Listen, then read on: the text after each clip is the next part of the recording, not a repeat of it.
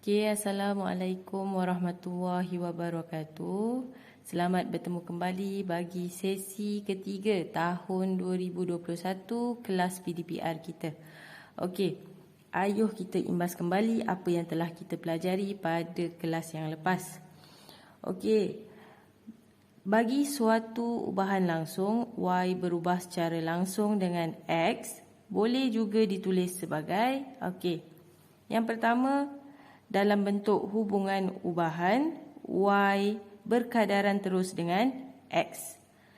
Okey, dalam bentuk persamaan, Y sama dengan KX dan K ini adalah pemalah.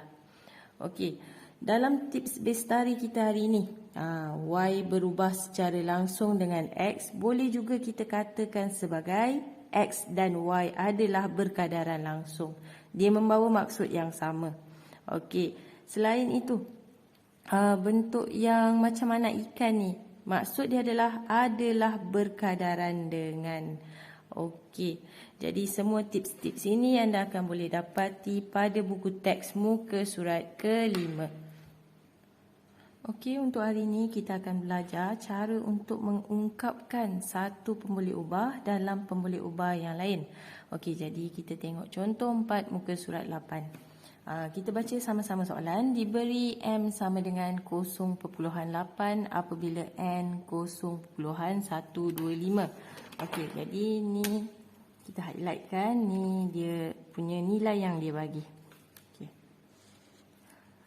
Soalan dia, ungkapkan M dalam sebutan N jika M berubah secara langsung dengan N.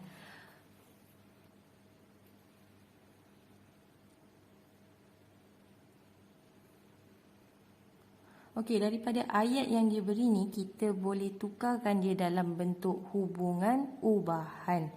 M berubah secara langsung dengan N. Okey, cikgu tukarkan dia dalam bentuk hubungan ubahan. Okey, jadi M berkadaran terus dengan N.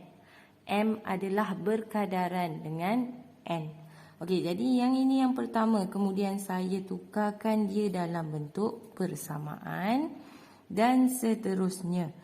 Soalan kata M berubah secara langsung dengan N.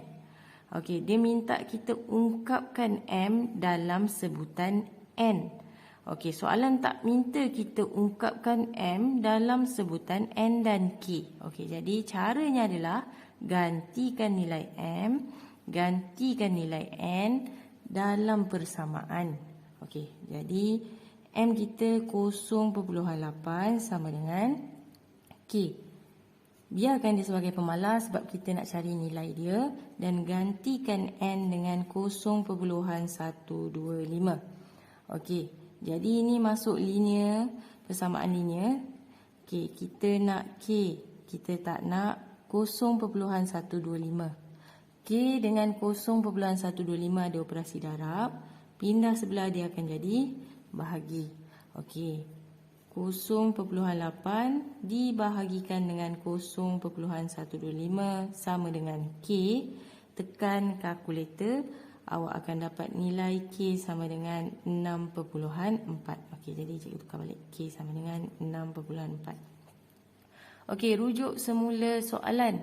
Soalan kata ungkapkan M dalam sebutan N. Okey, jadi dia kata ungkapkan M dalam sebutan N. Dia tak nak K tu. Jadi maknanya dekat sini nilai bagi K ni kita akan gantikan dengan 6.4. Okey, jadi cikgu akan tulis semula M sama dengan 6.4 N. Okey, jadi inilah M dalam sebutan N. Kita dah ungkapkan M dalam sebutan N. Ni jawapan dia. Okey.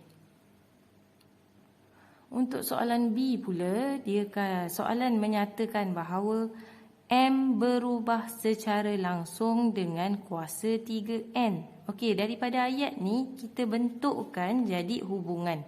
Jadi M berubah secara langsung dengan kuasa 3N. N ni kita kuasa 3 kan. Nampak macam susah tapi dia sama je jalan kerja dia. Okey, jadi ini bentuk hubungan. Cikgu tukar dia dalam bentuk persamaan. Okey, masih sama step gantikan nilai M dan N ini. Okey, jadi M 0.8 K kuasa 3. N kita tadi 0.125. Okey, cikgu dapat nilai M dan N ni daripada soalan yang asal ni tadi. Okey, jadi seterusnya kita nak K sahaja. Kita tak nak punca kuasa 3 0.125 ni. Darab pindah sebelah jadi bahagi. 0.8 dibahagikan dengan punca kuasa 3 0.125 sama dengan K. Okey, tekan saja kalkulator, akan dapat 1.6. Okey, cikgu tulis mula. K sama dengan 1.6. Okey, dah siap ke? Dah siap ke belum? Kita rujuk soalan. Soalan kata ungkapkan M dalam sebutan N. Maksudnya dekat sini persamaan ni kena gantikan nilai K dia. Okey, jadi jawapan dia adalah M sama dengan 1.6 punca kuasa 3N. Okey, jadi dekat sini kita boleh simpulkan untuk menyelesaikan soalan mengungkapkan satu pemboleh ubah dengan pemboleh ubah yang lain, dia ada 4 step yang awak kena ingat. Okey, jadi step yang pertama, ini nama dia kita tukar dalam bentuk hubungan ubahan. Okey, ini yang pertama. Yang pertama hubungan ubahan. Okey, yang kedua, ni step yang kedua, dalam bentuk persamaan. Okey, ni bentuk persamaan. Okey, yang ketiga, kita akan cari nilai K. Ni 3. Cari nilai K. Dan yang keempat, step keempat adalah gantikan, bentukkan persamaan dengan cara gantikan nilai K pada persamaan. Okey, kita tengok contoh yang seterusnya. Baiklah, untuk contoh seterusnya adalah contoh nombor 5, muka surat 8 buku teks. Okey, jadi untuk soalan ni dia beri dalam bentuk ayat. Soalan dia dalam bentuk ayat. Walaupun dalam bentuk ayat, jalan kerja dia masih sama macam tadi. Okey, jadi kita baca sama-sama soalan. Dia kata pemanjangan spring X cm berubah secara langsung dengan jisim pemberat WG. Okey, jadi daripada ayat yang pertama ni saja, pemanjangan spring ni nama dia X. Dia berubah secara langsung dengan jisim pemberat W. Ni data yang kita dapat. X berubah secara langsung dengan W. Okey, jadi terus tukarkan dalam bentuk hubungan ubahan. Jadi X berubah secara langsung dengan W. Okey, yang ditanggungnya. Diberi bahawa pemanjangan spring adalah 3 cm apabila diletakkan berat sebanyak 200 gram. Okey, pemanjangan spring ni 3 ni adalah X. Okey, dan 200 gram ni adalah W. Sekarang dia beri kita dua data, dua pemboleh ubah punya nilai. Yang pertama X sama dengan 3, yang kedua W sama dengan 200. Okey, kita dah ada data yang cukup untuk bentukkan ataupun untuk ungkapkan X dalam sebutan W. Okey, jadi ingat step yang tadi. Pertama, bentukkan dalam bentuk hubungan ubahan. Kedua, tukarkan dia dalam bentuk persamaan. Ketiga, gantikan nilai. Okey, jadi 3 sama dengan K darab 200. Okey, ketiga, cari nilai K. Jadi cikgu teruslah. 3 bahagi 200 sama dengan K. Tekan kalkulator. K adalah 0.015.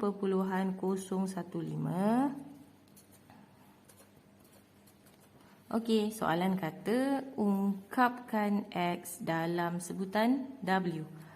Maka jawapan kita adalah X sama dengan 0.015 W. Okey, mana cikgu dapat ni? Daripada persamaan ni dengan menggantikan nilai K yang baru kita cari tadi. Okey, dah siap. Senang kan? Okey, kita beralih pada contoh 6 muka surat 8. Soalan ni kita baca sama-sama. Diberi Y berubah secara langsung dengan X jika Y sama dengan 0.14. Okey, kita dapat nilai pemboleh ubah pertama. X sama dengan 0.14. Apabila X sama dengan 0.2. Okey, jadi situasi dia dekat sini, dia dah bagi nilai 2 pemboleh ubah. Tiba-tiba dia minta lagi satu nilai pemboleh ubah apabila diberi nilai pemboleh ubah yang lagi satu. Dia minta Y apabila X sama dengan 5. Okey, jadi cara nak selesaikan masih sama dengan tadi. Okey, jadi dia kata dekat sini soalan kata Y berubah secara langsung dengan X. Okey, ayat tu kita boleh tukar dia dalam bentuk hubungan ubahan.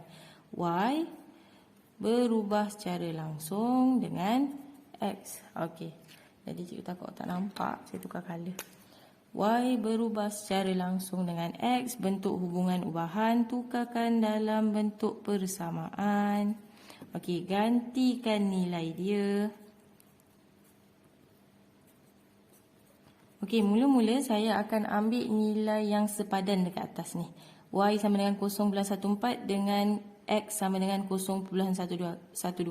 Untuk apa saya buat macam ni? Supaya kita dapat nilai pemala dia.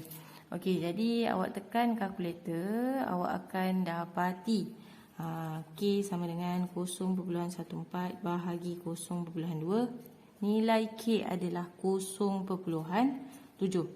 Okey, masukkan dalam persamaan macam biasa. Mesti kena masukkan nilai K.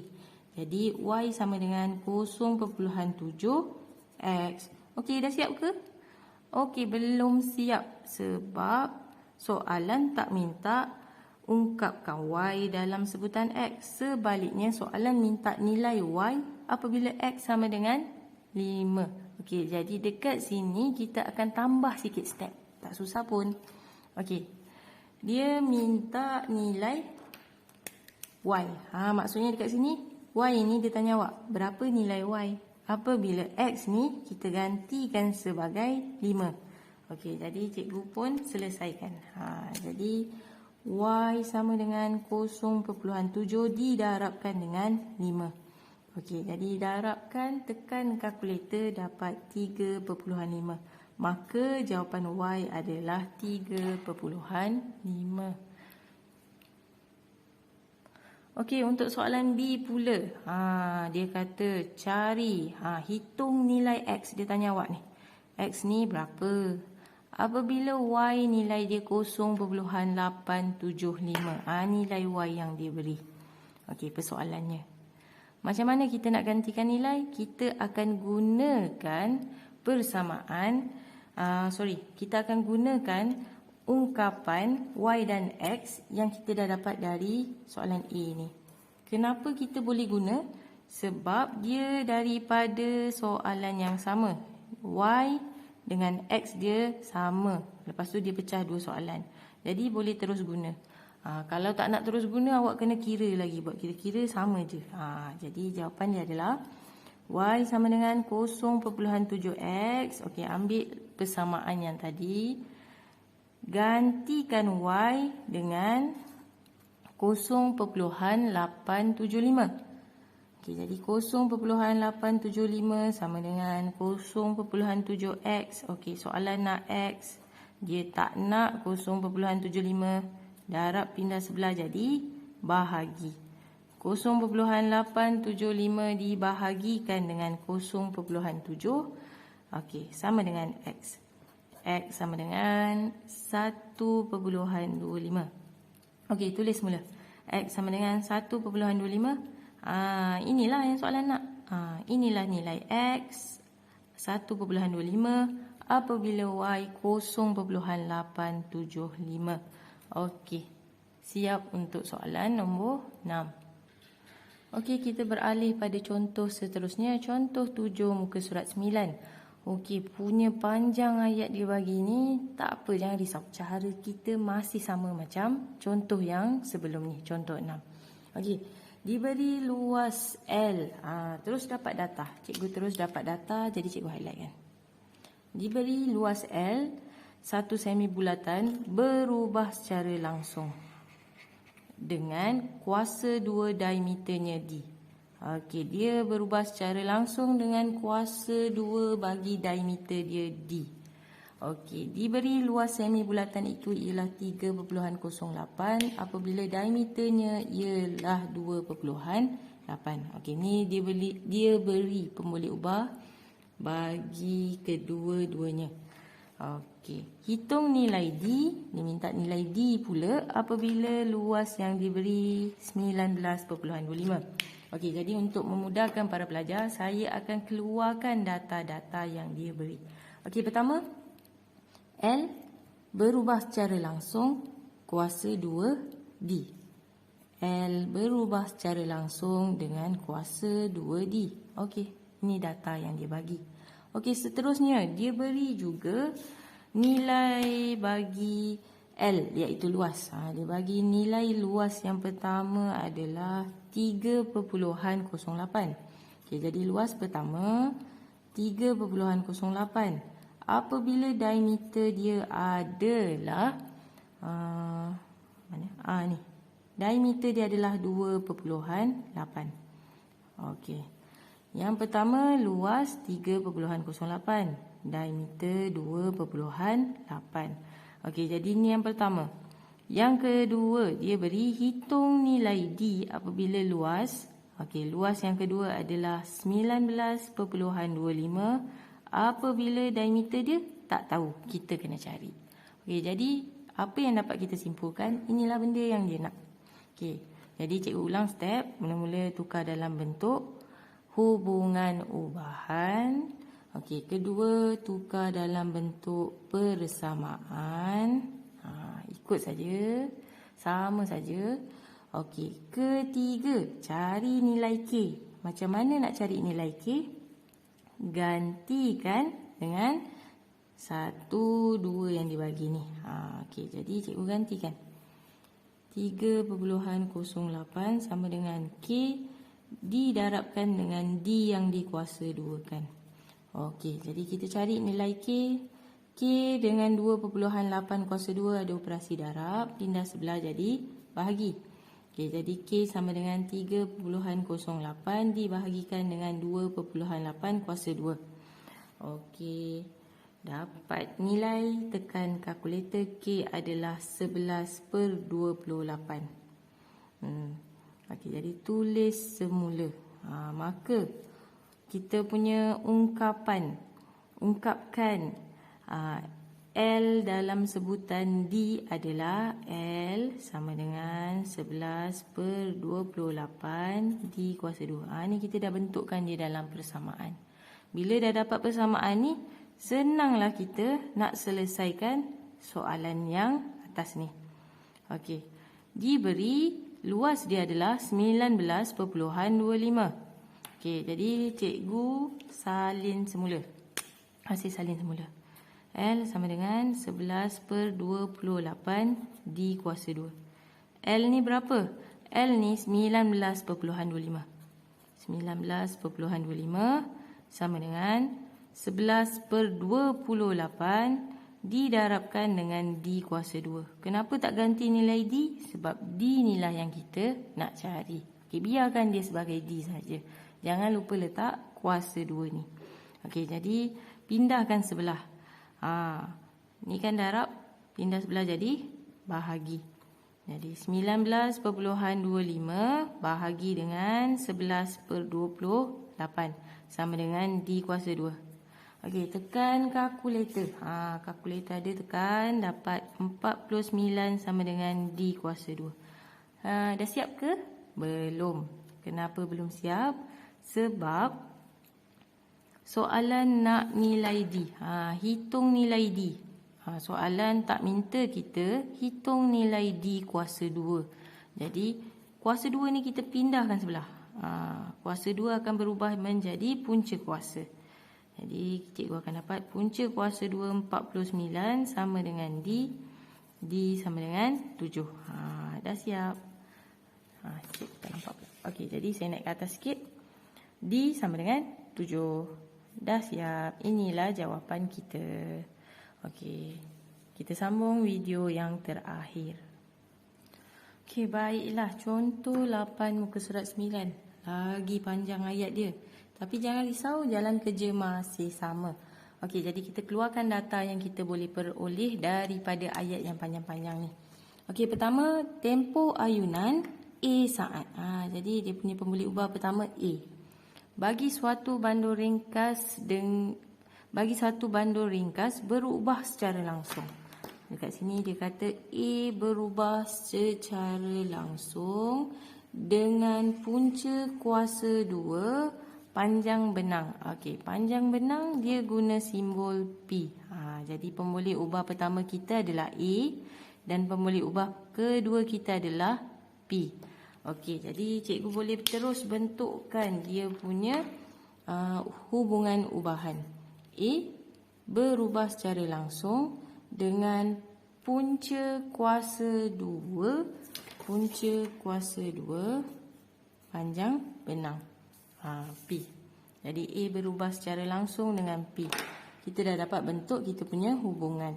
Okey, ayat seterusnya. Diberi satu bandul ringkas dengan panjang benangnya ialah 9. Okey, panjang benang kalau kita balik kepada ayat asal tadi, soalan asal tadi, dia kata panjang benang ni P. Jadi panjang benang 9 ni adalah P. Okey, P sama dengan 9. Mempunyai tempoh ayunan sebanyak 1.2. Okey, tempoh ayunan tu adalah A. Ni dia kata kat atas ni. Tempoh ayunan adalah A. Jadi cikgu keluarkan data lagi. P sama dengan 9. Apabila P sama dengan 9, nilai A adalah 1.2. Okey, bila awak nampak dua benda ni, awak tahu awak dah ada dua pembuli ubah, confirm kita boleh dapat nilai K. Okey, jadi ni yang pertama, dia beri dua nilai pembuli ubah. Ayat seterusnya. Hitung tempoh ayunan. Dia minta nilai A. Tempoh ayunan berapa? Dia tanya awak. Jika panjang benang ialah 25. Ni situasi kedua. Ni situasi pertama. Ni situasi kedua. Situasi pertama, panjang 9, tempoh ayunan 1.2. Jadi apa guna benda ni? Dua pembuli ubah ni, kita akan gantikan nilai dia dalam hubungan nanti. Okey, jadi daripada yang hubungan ubahan cikgu dah keluarkan ni, cikgu tukarkan dia dalam bentuk persamaan. Okey, mula-mula bentuk hubungan ubahan, bentuk persamaan, gantikan nilai.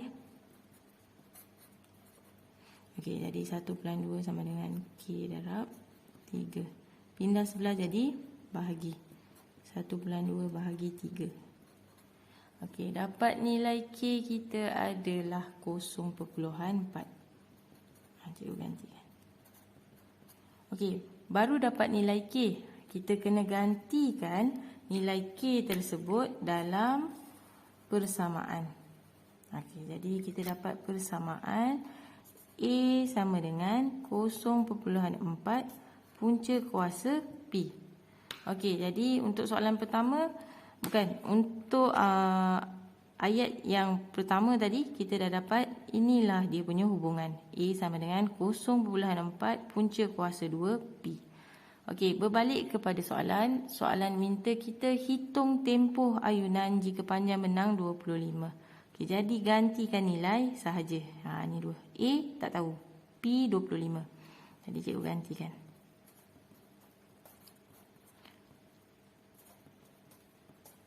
Okey, jadi darabkan dengan punca kuasa 2 25. Tekan kalkulator, dapat 2. Okey, 2 apa? 2 saat. Unit tak tulis pun tak apa. Okey, jadi ini jawapan kita. Inilah jawapan bagi A. Okey, tamat contoh untuk kelas hari ini. Kita ada belajar tentang 5 contoh. Okey, sebelum cikgu tamatkan kelas kita, jadi marilah kita sama-sama tengok kesimpulan apa yang telah kita pelajari hari ini. Okey, kita pelajari cara atau kaedah menyelesaikan soalan ungkapkan Y dalam sebutan X. Okey, ini cikgu letak 2 lah contoh pemboleh ubah. Y dengan X ni tak semestinya. Dia boleh jadi apa-apa huruf saja. Okey, jadi untuk ungkapkan Y dalam sebutan X, pertama kita mesti tukarkan ayat dalam bentuk persamaan Y sama dengan KX. Okey, kedua, gantikan nilai X dan Y. Ketiga, cari nilai K. Okey, keempat, kita gantikan semula nilai K yang kita dah dapat tu. Okey, untuk menyelesaikan soalan yang minta kita satu pemboleh ubah, apabila satu pemboleh ubah diberi, kita kena buat step yang sama macam satu ni semula. Okey, kita buat step yang kesimpulan yang pertama tadi kita buat semua. Okey, jadi kita dah dapat bentuk persamaan Y sama dengan KX yang nilai K dia kita dah gantikan. Okey, kemudian kita akan masukkan salah satu pemboleh ubah yang dia beri untuk cari pemboleh ubah yang lagi satu. Okey, masukkan salah satu nilai pemboleh ubah diberi bersama K. Selesaikan guna persamaan linear biasa. Okey, jadi tamatlah video untuk hari ini. Terima kasih banyak-banyak kerana menonton. Okey, jumpa lagi insya-Allah. Assalamualaikum warahmatullahi wabarakatuh.